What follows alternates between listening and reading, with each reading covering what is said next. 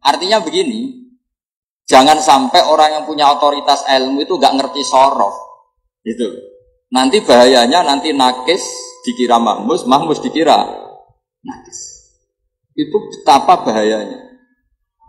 Saya itu punya kitab yang di situ diceritakan ironis-ironisnya atau naifnya qori yang baca secara salah.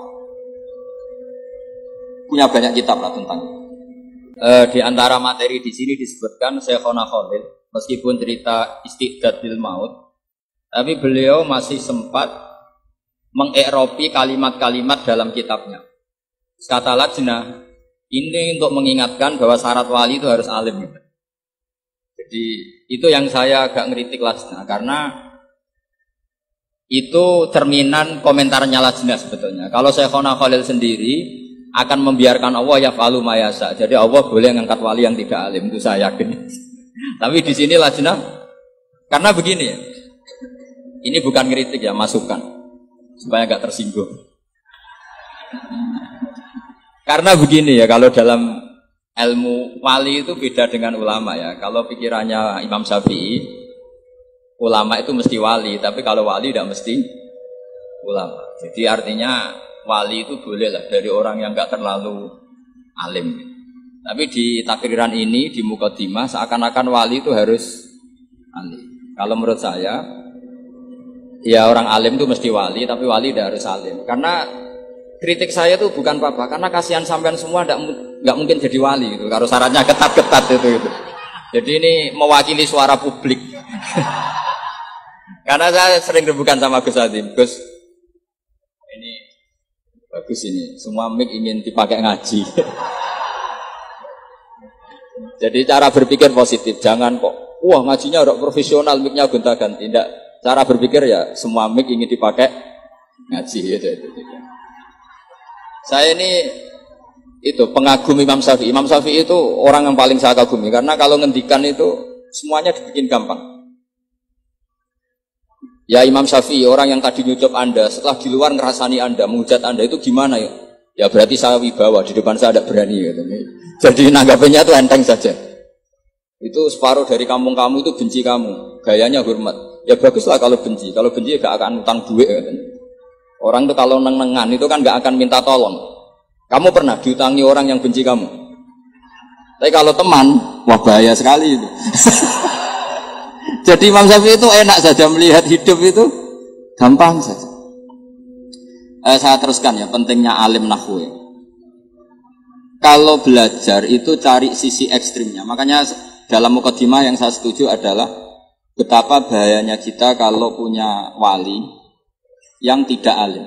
Meskipun wali tidak harus alim-alim banget, tapi kita tentu melihat Syekhona Khalil itu orang alim yang wali, bukan wali yang alim. Itu beda. Orang alim yang wali, bukan wali yang alim. Tapi orang statusnya alim dulu, baru min lawazimil alim beliau itu wali. Nah ini kenapa penting? Karena begini, saya ini kan nekuni Quran ya, karena bapak saya hafal Quran, saya harus nekuni Quran. Itu trauma terburuk dalam sejarah Islam. Itu sebenarnya masalah lahnal khitab atau lahnal kalam. Itu sejarah terburuk.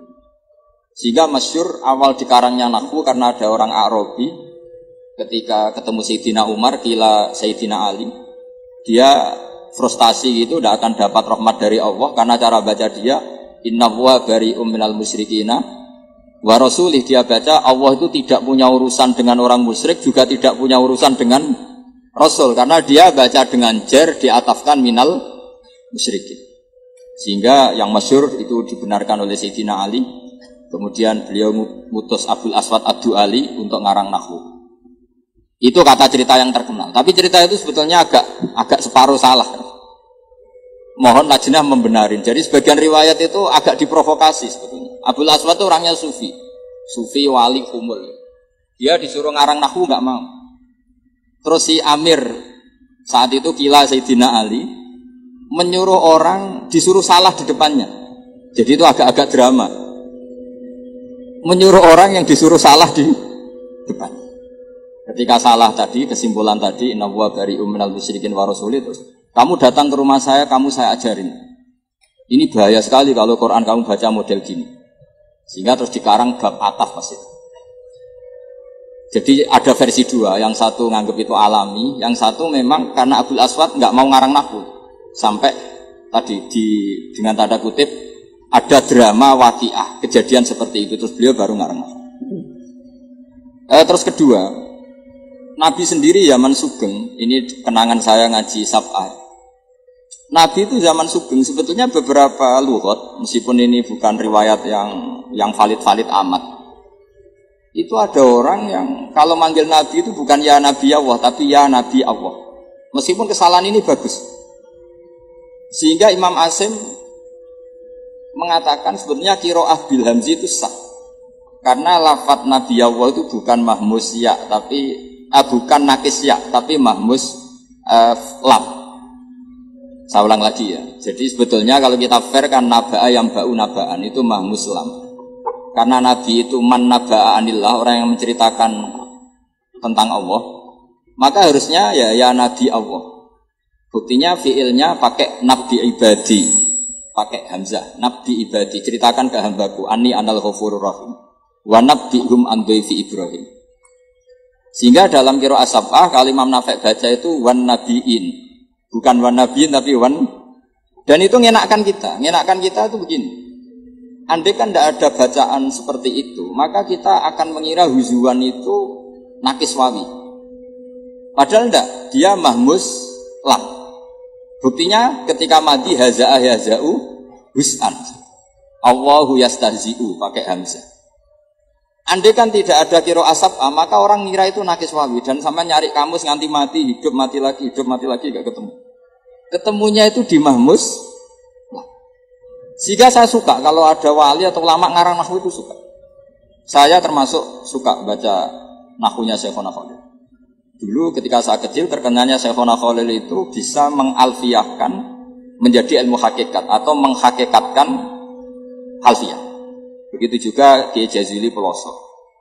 Dan itu ketika kita sudah hafal alfiyah, hafal terus paham, itu memang benar-benar itu jadi nasihat yang luar biasa, contoh-contoh yang ada di alfiyah.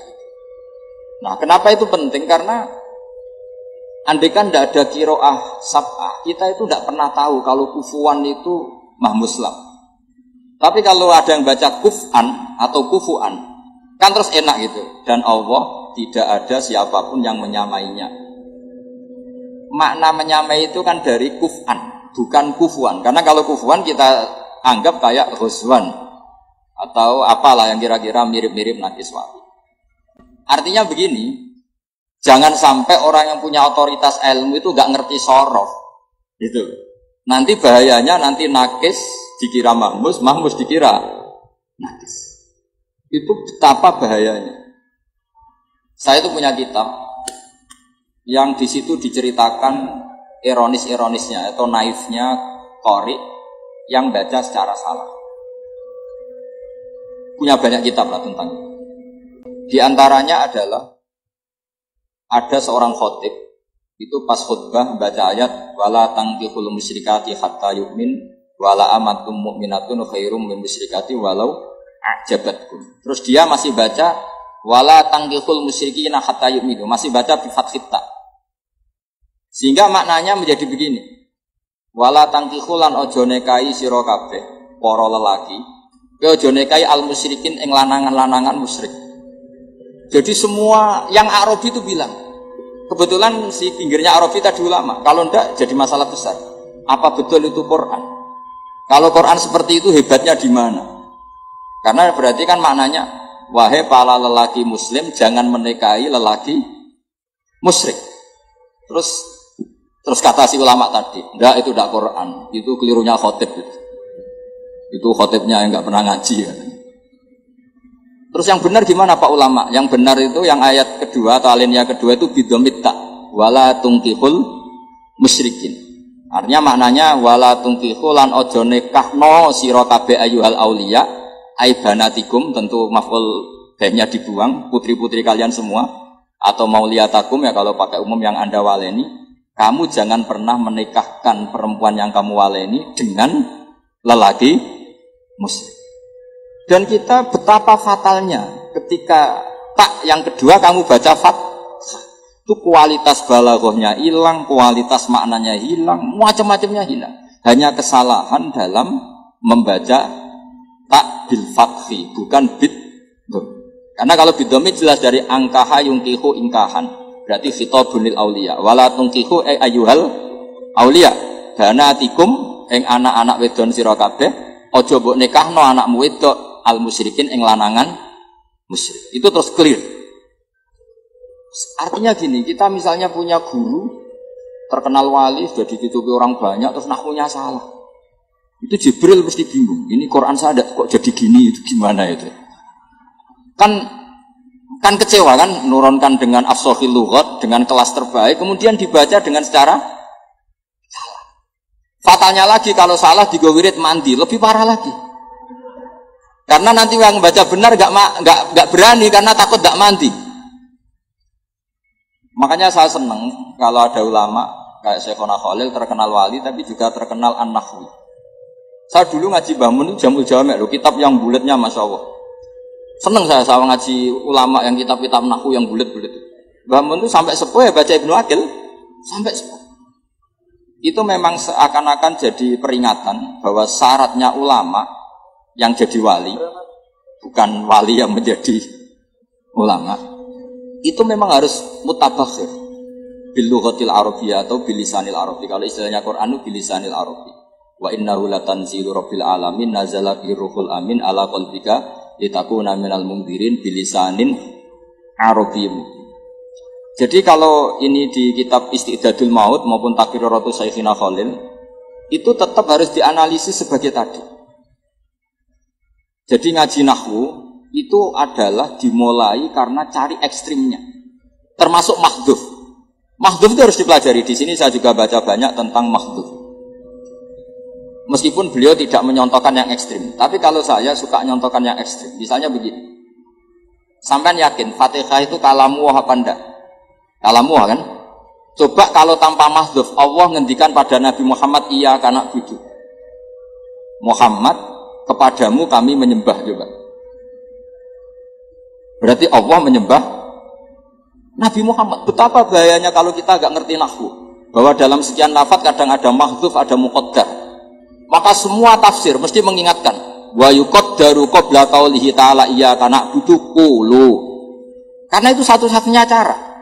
Jadi iyyaka na'budu tetap kalamu, tapi prosesnya begini.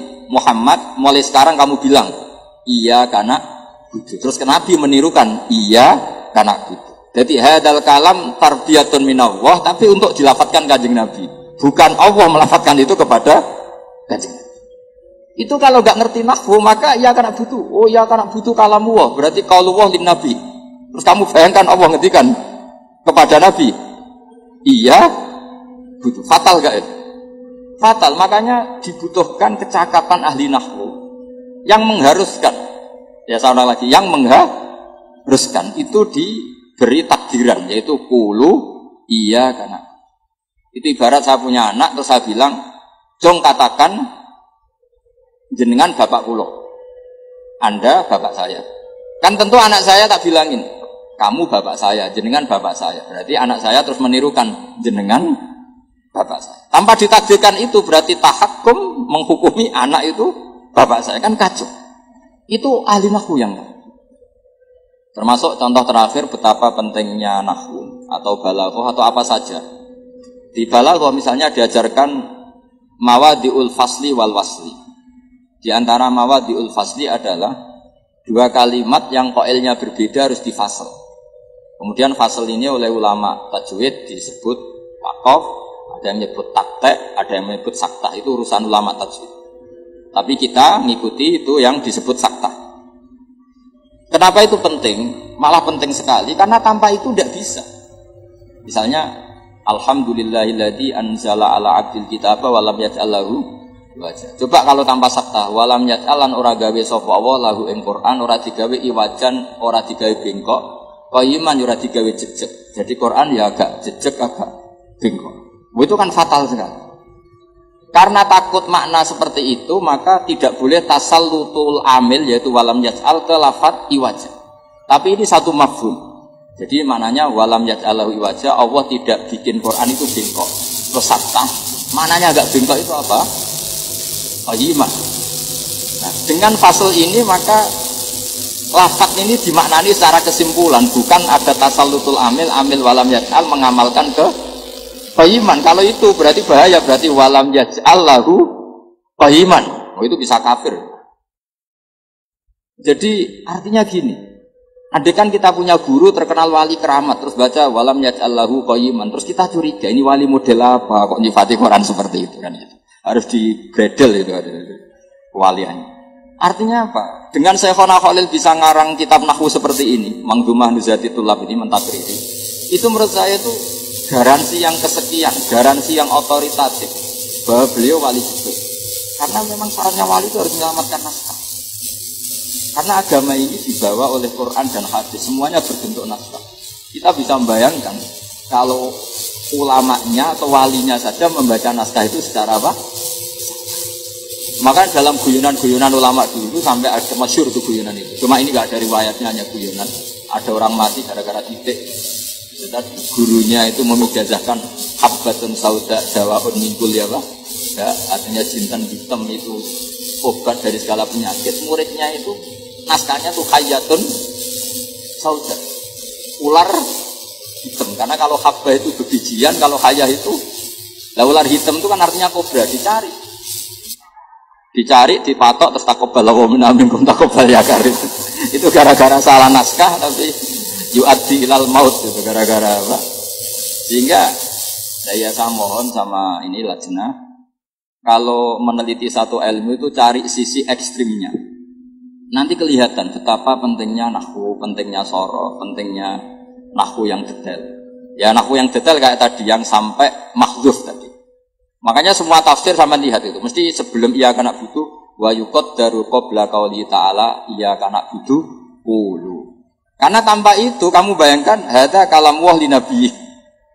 Terus redaksinya iya karena kan enggak kebayang seperti itu. Yang kebayang adalah Muhammad katakan ke saya kalimat atau kata iya. Ya jadi saya mempelajari naskah-naskah Syekhona Khalil. Tapi khusus yang soalul malaken mungkar nakir itu naskah itu tolong lajnah menambahi takriran tadi supaya menguntungkan kita. Gunanya apa? Kita kalau seneng wali tapi tidak dapat untungnya kan gitu. Karena kita semua ini ibadah tujar, mau loyal ya kalau ada untungnya, kalau enggak ya enggak.